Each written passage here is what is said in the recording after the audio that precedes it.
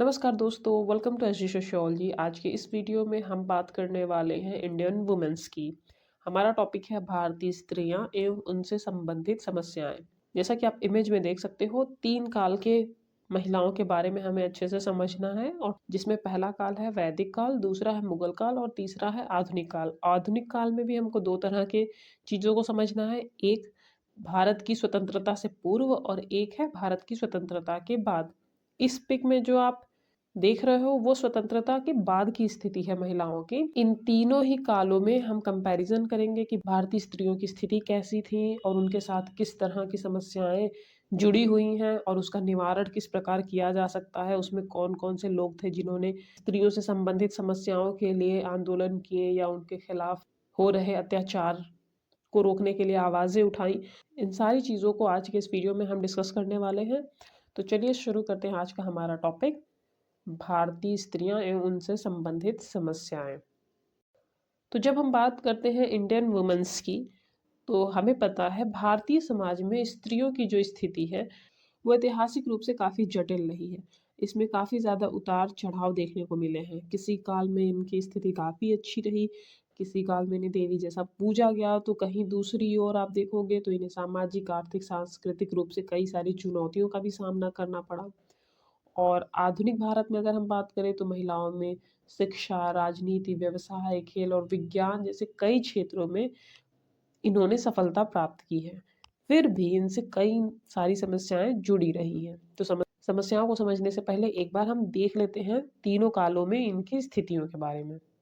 वैसे तो आपको इन तीनों ही कालों में स्त्रियों की स्थिति के बारे में काफ़ी कुछ पता होगा, बट एक बार हम देख लेते हैं, उसके बाद हम इनकी समस्याओं के भी बारे में बात करेंगे।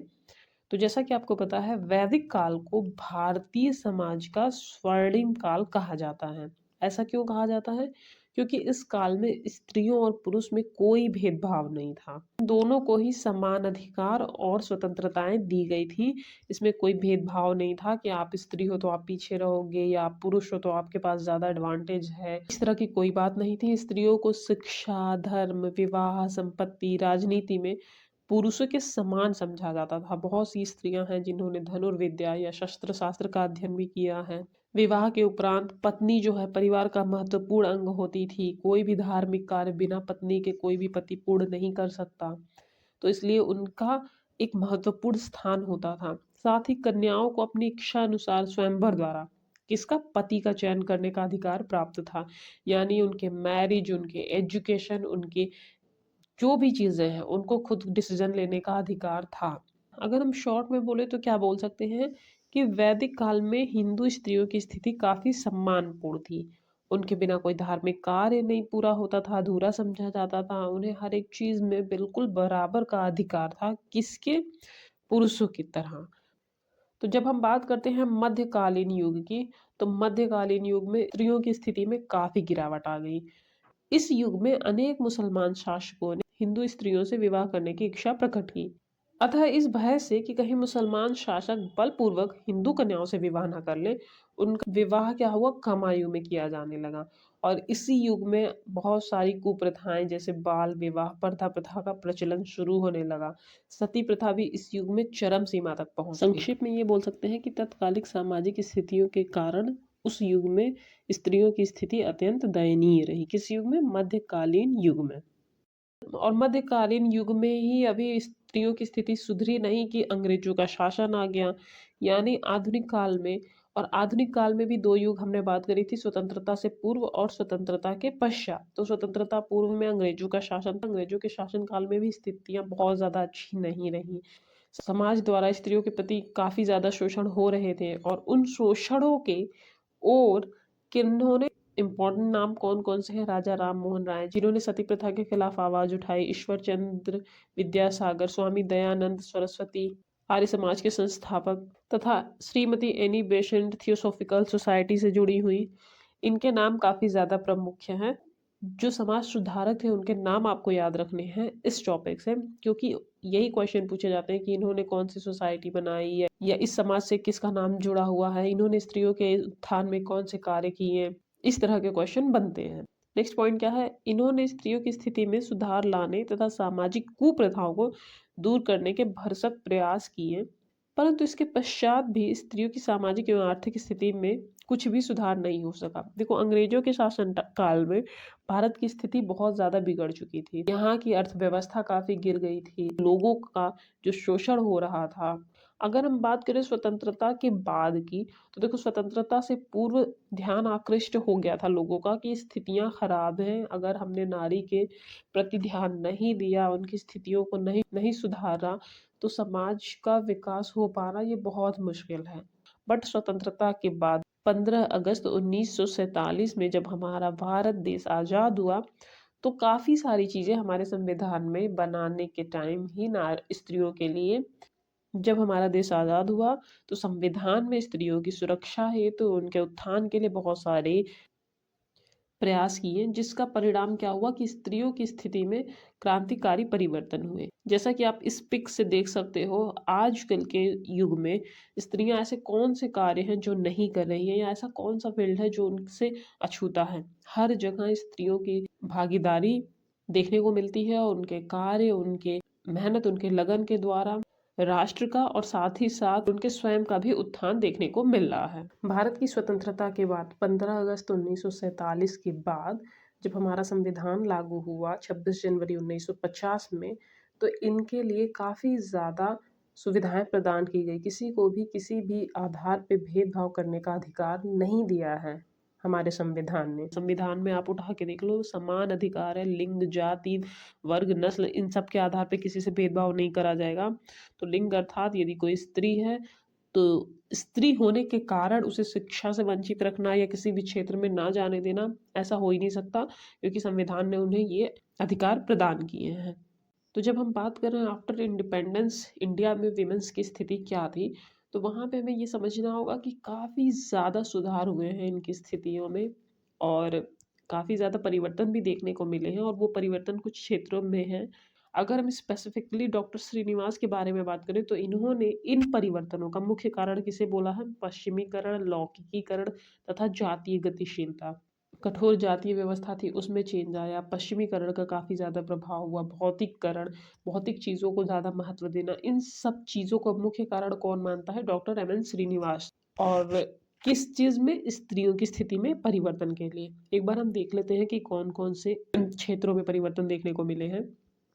पहला है स्त्रियों की पारिवारिक स्थिति में परिवर्तन। आजकल संयुक्त परिवार के स्थान पर एकांकी परिवार का प्रचलन हो गया है, और एकांकी परिवार में स्त्रियों की स्थिति में काफ़ी ज़्यादा चेंज आए हैं। देखो, संयुक्त परिवार में अपने फ़ायदे हैं, हमने संयुक्त परिवार के बारे में बात करी थी, और साथ ही साथ एकांकी परिवार के अपने फ़ायदे हैं। संयुक्त परिवार में रहने से फ़ायदे तो थे, साथ में उसके काफ़ी ज़्यादा नुकसान भी थे। तो अब चूँकि आधुनिक काल में औद्योगिकरण या पश्चिमीकरण के कारण न्यूक्लियर फैमिली सिस्टम को लोग ज़्यादा सपोर्ट करते हैं, उस तरह रहना चाहते हैं, क्योंकि देखो, जब कोई सिटी में जाके रह रहा है, तो वहाँ पे ऑब्वियस सी बात है, एक पर्सन गया, उसकी जॉब लगी, वो वहाँ पे रह रहा है। कल को उसकी शादी हो गई, तो उसकी फैमिली यानी उसकी वाइफ या उसके होने वाले बच्चे, वो फ्यूचर में सिटीज़ में ही रहेंगे। तो उनका ये जो पूरा परिवार जो गाँव में बसा है, खेती या कृषि पे जो डिपेंडेंट है, वो सब तो उठ के नहीं ना आ जाएँगे शहर में। तो वहाँ पे एकाकी परिवार हो जाएगा, हस्बैंड, वाइफ और उनके बच्चे। ऐसी स्थिति में स्त्रियों के पास काफ़ी ज़्यादा ऑप्शन होते हैं, नया कुछ एक्सप्लोर करें, अपने आप को कुछ आगे बढ़ाएँ, और साथ ही साथ अगर उनके बच्चे होंगे, तो उन्हें भी वो वही माहौल देंगे कि आप भी कुछ भी कर सकते हो, जो चाहो वो। इस फैमिली में अगर एक बेटी होती है, तो उसके लिए भी ऑप्शन काफ़ी ज़्यादा अच्छे हैं, खुले हुए हैं, क्योंकि शहरों में वो रह रहे हैं। तो शहरों का एनवायरनमेंट गाँव की तुलना में ज़्यादा डेवलप होता है, और वहाँ पे हर एक चीज़ को एक्सेप्ट करने में या चेंज को एक्सेप्ट करने में गाँव की तुलना में ज़्यादा संभावनाएँ रहती हैं। सेकंड है शिक्षा संबंधी सुविधाएँ। स्वतंत्र भारत में स्त्रियों की शैक्षिक सुविधाएँ प्राप्त हो जाने से उनकी स्थिति में क्रांतिकारी परिवर्तन आए हैं। देखो, अंग्रेजों के शासनकाल में शिक्षा तो थी, पर उस लेवल पे नहीं थी जिस तरह स्वतंत्रता प्राप्ति के बाद हुई। क्लास 8th तक की जो एजुकेशन है वो कंपल्सरी है, फ्री है, गवर्नमेंट हेल्प कर रही है सभी बच्चों को। और इतने सारे गवर्नमेंट स्कॉलरशिप या इतनी सारी योजनाएं चल रही हैं जिससे बच्चे स्कूल में आए, उनका शिक्षा के प्रति रुझान बढ़े। तो शिक्षा संबंधी सुविधाएं स्वतंत्र भारत में काफ़ी ज़्यादा प्रदान की गई हैं, जिससे कि प्रत्येक बच्ची शिक्षित हो सकती है। बेटी बचाओ बेटी पढ़ाओ का अभियान भी आपने सुना होगा। तो पढ़ने से उनके स्थिति में काफ़ी ज़्यादा क्रांतिकारी परिवर्तन आए हैं। थर्ड है आर्थिक स्थिति। आर्थिक स्थिति में भी काफ़ी ज़्यादा चेंज देखने को मिले हैं। जो स्त्रियाँ जॉब कर रही हैं वो ऑब्वियसली इंडिपेंडेंट हैं, उन्हें किसी के ऊपर या किसी पुरुष के ऊपर या अपनी फैमिली के ऊपर डिपेंडेंट नहीं रहना, अपनी किसी भी आवश्यकताओं की पूर्ति वो स्वयं ही कर सकती हैं। तो अगर उन्हें कुछ नया भी करना है तो भी वो किसी के ऊपर डिपेंडेंट नहीं है, अपना डिसीजन खुद ले सकती हैं। और लास्ट में राजनीतिक अधिकार। आपको पता है कि स्त्रियों को भी सीटें आरक्षित की गई हैं। भारत के नए संविधान के अंतर्गत स्त्रियों को मताधिकार तथा निर्वाचन में भाग लेने के अधिकार दिए गए हैं। इससे उनमें राजनीतिक जागरूकता आई है और उन्होंने राजनीति के क्षेत्र में भी बहुत प्रशंसनीय कार्य किए हैं। आप किसी भी क्षेत्र में उठा के देख लो, चाहे पॉलिटिक्स हो, चाहे इंजीनियरिंग हो, चाहे आर्मी हो, चाहे एयरफोर्स हो, हर तरह के फील्ड में स्त्रियों की समान भागीदारी अब देखने को मिलती है। और इन स्थितियों में सुधार के लिए काफ़ी ज़्यादा सरकारी प्रयास हुए हैं। सरकार द्वारा कई अधिनियम भी पास किए गए हैं जिससे स्त्रियों की स्थिति में काफ़ी परिवर्तन हुआ है। कौन कौन से अधिनियम है वो आपको याद रखने हैं ना। नाम बता देती हूँ मैं। बाल विवाह निरोधक अधिनियम 1929, मुस्लिम विवाह विच्छेद अधिनियम 1939, दहेज निरोध अधिनियम, इसके बारे में हमने बात करी हुई है, 1961, हिंदू विवाह तथा विवाह विच्छेद अधिनियम, यानी अगर किसी हिंदू का विवाह हुआ है और विवाह में डाइवोर्स की स्थिति है तो फिर कैसे कानूनी प्रक्रिया होगी, 1955, तथा विशेष विवाह अधिनियम, मतलब अगर मान लो मुस्लिम गर्ल है, हिंदू लड़का है, वो अपने धर्म को चेंज नहीं करना चाहते, वो उसी रिलीजन में रहना चाहते हैं, तो उसी रिलीजन को फॉलो करते हुए भी वो मैरिज कर सकते हैं। तो विशेष विवाह अधिनियम 1954, बहुत सारे महत्वपूर्ण अधिनियम आए जिससे कि इनकी जो दहेज से संबंधित चीज़ें हैं या विवाह से संबंधित चीज़ें हैं, बाल विवाह, विधवा पुनर्विवाह या जिस भी क्षेत्र में स्त्रियों को समस्याओं का सामना करना पड़ा था, उसके लिए ये मददगार साबित हुए हैं। अब हम एक बार थोड़ा सा स्त्रियों से संबंधित समस्याओं को देख लेते हैं। तो यहाँ पे स्त्रियों से संबंधित कुछ समस्याएं और उन समस्याओं के निवारण हेतु या उस समस्याओं के समाधान के लिए क्या क्या किया जा सकता है उसके बारे में यहाँ लिखा हुआ है। शिक्षा में असमानता। अगर हम बात करें ओवरऑल भारत में शिक्षा के स्तर की, तो वो पहले की तुलना में बढ़ा है। बट अगर हम बात करें स्त्रियों की शिक्षा के बारे में, तो नगरों की तुलना में ग्रामीण क्षेत्र में स्त्रियों की शिक्षा को प्राथमिकता नहीं दी जाती है। यहाँ तक कि लड़कियों के स्कूल छोड़ने की जो दर है वो भी काफ़ी अधिक है। ग्रामीण इलाकों में अभी भी एक 10th पास कर दिया या 12th पास कर लिया, कुछ एक डिग्रियां ले ली हैं, तो अब आप शादी कर लो, कोई ज़रूरत नहीं है करियर को इम्पोर्टेंट देने की, कोई ज़रूरत नहीं है आपको खुद के लिए जॉब करने के लिए या फैमिली के लिए, उसके लिए आपका हस्बैंड है। तो ये सारी जो विचारधाराएं हैं वो लड़कियों की शिक्षा को प्राथमिकता उतनी नहीं देती हैं। दूसरी चीज़ एक है कि ग्रामीण इलाके अभी भी उतने ज़्यादा विकसित नहीं हैं। परिवार की आर्थिक स्थिति पर भी डिपेंड करता है कि स्त्रियां शिक्षा ग्रहण करेंगी कि नहीं, क्योंकि उन्हें विवाह के बाद दूसरे के घर में जाके चूल्हा चौका ही संभालना है। ऐसी विचारधारा के लोगों का मानना होता है कि जो भी पैसे अगर हमारे पास हैं भी, तो वो हम अपने लड़कों को पढ़ाने में लगा दें। क्यों लड़कियों को पढ़ाना जब ये किसी और के ही घर जाने हैं। सेकेंड पॉइंट है लैंगिक भेदभाव, जो हमने अभी बात करी कि इस लड़कियों को जाके चूल्हा चौका ही करना है, दूसरे के घर की गृहस्थी को ही संभालना है। ये जो विचारधारा है कि पुरुष काम करेगा, नौकरी करेगा, पढ़ाई करेगा और स्त्रियां घर संभालेंगी, बच्चे संभालेंगी, कुकिंग करेंगी, बस यही इतनी जो विचारधारा है, आज भी लड़के और लड़कियों में इस विचारधारा को लेके या लैंगिक रूप से ये भेदभाव देखने को मिलता है। या आप देख लो कार्यस्थलों पे महिलाओं को पुरुषों के समान वेतन और पदोन्नति के अवसर नहीं मिलते हैं। ये चीज़ आप बॉलीवुड में देख सकते हो। अक्सर कई सारी फ़िल्म एक्ट्रेस जो हैं वो इंटरव्यूज़ वगैरह में बताती हैं कि उनकी जो फ़ीस है वो मेल एक्टर की तुलना में कम होती है।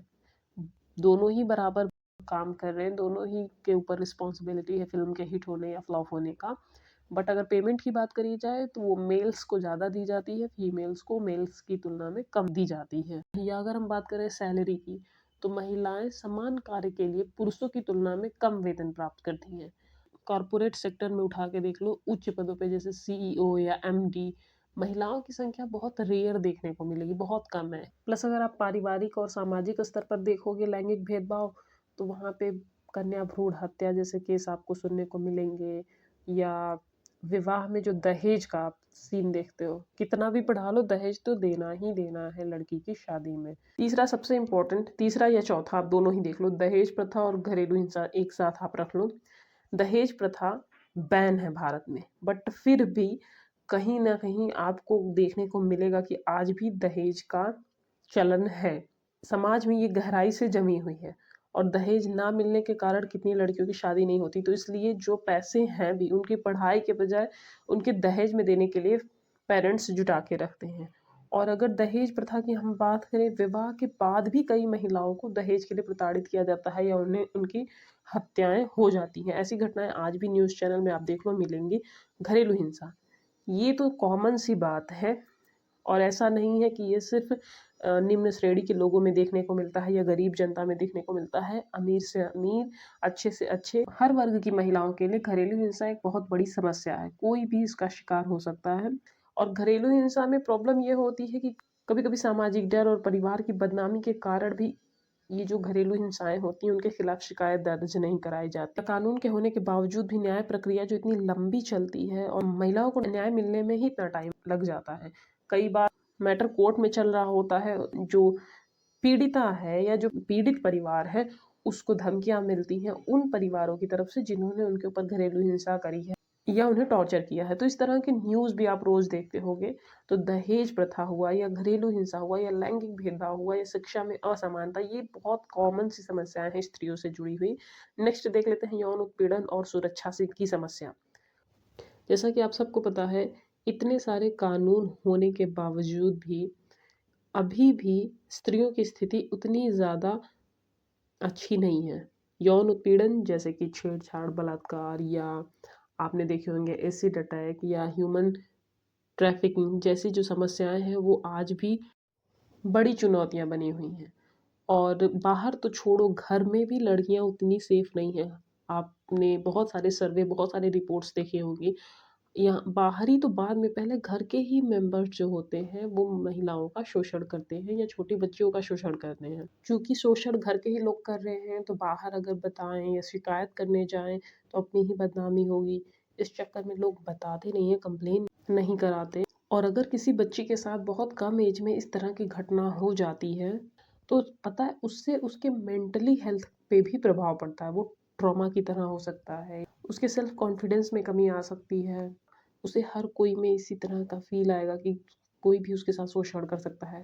ये समस्या बहुत इंपॉर्टेंट है। अगर छोटी एज में होती है तो वो उसके फ्यूचर को भी प्रभावित करती है। और अगर हम बात करें कार्यस्थल की, तो कार्यस्थल पर यौन उत्पीड़न के लिए पोशा एक्ट 2013 के बारे में आपने सुना होगा। अगर नहीं भी सुना है तो आप याद रख लो। ये इम्पोर्टेंट एक्ट है जो महिलाओं को सुरक्षित कार्यस्थल प्रदान करने के लिए बनाया गया है। यानी जहाँ पे वो जॉब कर रही हैं वो जगह उनके लिए बिल्कुल सुरक्षित हो, कोई उन्हें परेशान ना करे, अपमानजनक व्यवहार ना करे जो कि स्वास्थ्य या उनकी सुरक्षा को प्रभावित करता है, या उनके काम में हस्तक्षेप ना करे।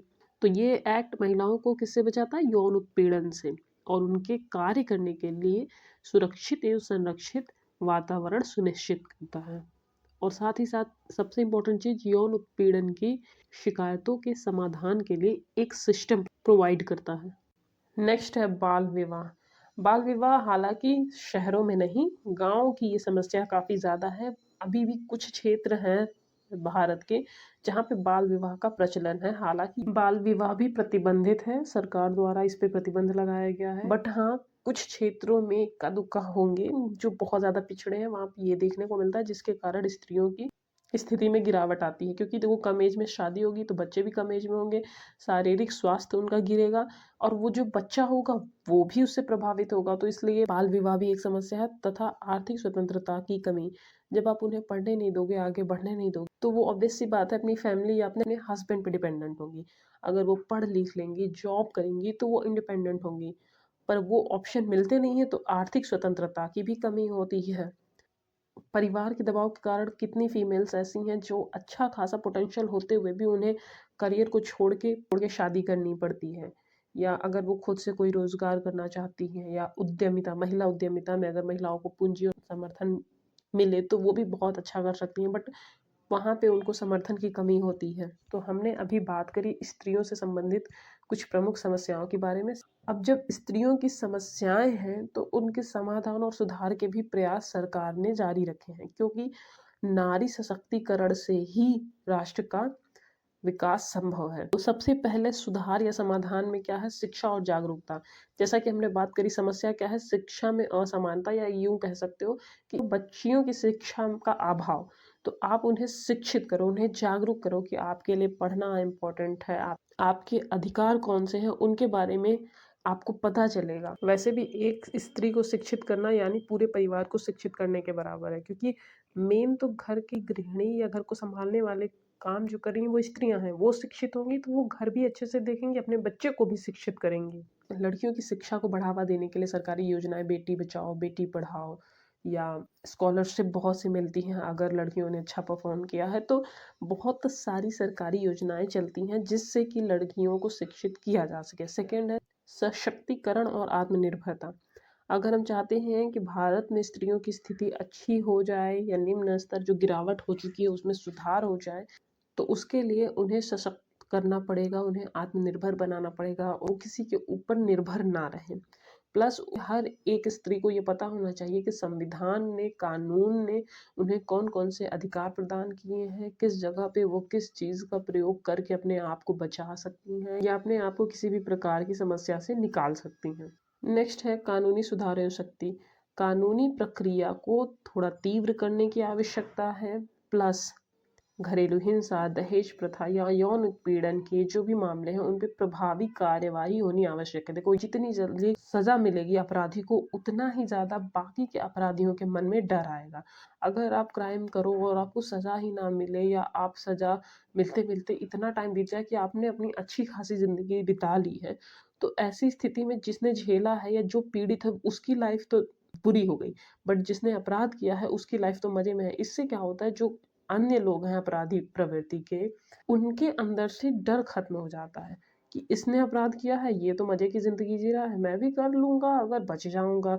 तो अपराधियों के मन में भय बना रहे, अपराधों की दरों में गिरावट आए, इसके लिए कानूनी कुछ सुधार और अपराध के लिए जो सजा है उसमें सख्ती की आवश्यकता है।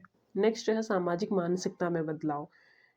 जैसा कि हमने बात करी स्त्रियों को लेके जो एक रूढ़िवादी सोच है कि स्त्रियां घर गृहस्थी को संभाले, पुरुष बाहर का काम करेंगे, स्त्रियों को कमाने की ज़रूरत नहीं है, जब कमाना नहीं है तो पढ़ने की ज़रूरत नहीं है। ये जो विचार है इसमें बदलाव आना चाहिए। और ये किस प्रकार आ सकता है, मीडिया, सिनेमा, शिक्षा के माध्यम से स्त्री विरोधी जो मानसिकता है इसको समाप्त करने का प्रयास करना चाहिए। इसका बेस्ट एग्जाम्पल है, आपने एक मूवी देखी होगी लापता लेडीज। उसमें क्या था, दो लेडीज थी जो कि गायब हो गई थी। जो फूल कुमारी थी उसे ये भी नहीं पता कि उसके ससुराल का जो गांव का नाम है वो क्या है, उसके हस्बैंड का मोबाइल नंबर क्या है। मतलब वो इतनी ज़्यादा पढ़ी लिखी नहीं थी कि वो अपने गुम हो जाने पे अपने घर पे वापस जा सके। तो शिक्षा बहुत आवश्यक है जिससे कि स्त्रियों की स्थिति में सुधार हो सके। गांव की तुलना में नगरों में ये चीज़ें काफ़ी हद तक सुधर चुकी हैं। वहाँ की ये मानसिकता नहीं है कि स्त्री घर ही देखेगी, वहाँ पे हर कोई जॉब कर रहा है, जिसके पास योग्यता है, जिसके पास कौशल है वो जाए अपना जॉब करे, कमाए। स्त्रियां पुरुष एक बराबर है, हर फील्ड में काम कर रही हैं। बट ये जो कुछ लोग हैं जिनकी मानसिकता बहुत ज़्यादा रूढ़िवादी है, उनमें बदलाव की आवश्यकता है जिससे कि वहाँ के जो लोग हैं या उनके जानने में जो परिवार में महिलाएं हैं वो आगे बढ़ सकें। और सबसे लास्ट में सुरक्षित वातावरण। बेटियों को पढ़ाना, बाहर निकालना, नौकरी करवाना वो सब हो जाएगा अगर उनको सुरक्षित वातावरण मिले।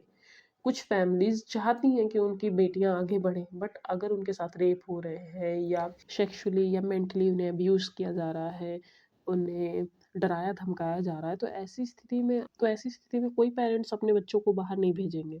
आप पश्चिम बंगाल वाला केस देख लो, कोलकाता जो रेप केस हुआ था, वहाँ पे क्या हुआ था, उनके पेरेंट्स ने अपनी बेटी को पढ़ाया लिखाया, डॉक्टर बनाया, और अभी तो उनकी पूरी लाइफ बची हुई थी, बट आप सबको पता है कि क्या हुआ था।